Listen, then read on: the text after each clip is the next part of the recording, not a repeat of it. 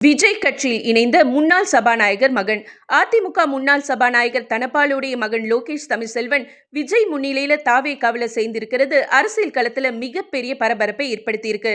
தமிழக சட்டமன்ற தேர்தல் ஏப்ரல் 2வது வாரத்துல நடக்கும்னு ஆல்ரெடி பேசப்பட்டு வர நிலையில மாற்றுக் கட்சியை சேர்ந்த முக்கிய பிரமுகர்கள் தாவேகாவுல இணையறாங்க. அந்த வகையில தாவேகாவுல சேர்ந்த அதிமுக முன்னாள் சபாநாயகர் தனபாலுடைய மகன் லோகேஷ் தமிழ்செல்வன் பேசும்போது, என்னுடைய தந்தை மாதிரி மூத்தவங்களுக்கு அதிமுகவுல மரியாதை கிடையாது. சமீபத்துல என்னுடைய தந்தைக்கு மாரடைப்பு ஏற்பட்ட போது கூட தலைமை நிர்வாகிகள் யாருமே வந்து பார்க்கல. அதனால மன வருத்தம் இருந்துச்சு.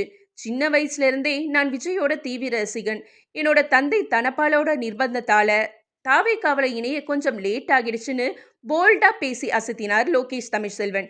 ஆக்சுவலி 2016ஆம் ஆண்டு அதிமுக ஆட்சியில இருந்தபோது சபாநாயகரா பதவி வகித்ததோட அவிநாசி தொகுதி சட்டமன்ற உறுப்பினராகவும் இருந்தாரு.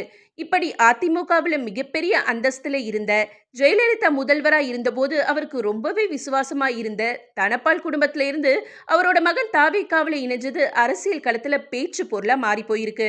மேலும் மாரி செல்வராஜ் டைரக்ஷன்ல வடிவேலு உதயநிதி ஸ்டாலின் நடிச்ச மாமன்னன் திரைப்படம் இவருடைய நிஜ வாழ்க்கையை தழுவி எடுக்கப்பட்ட படம்னு கூட பலரும் அரசல் புரசலா பேசினது குறிப்பிடத்தக்கது.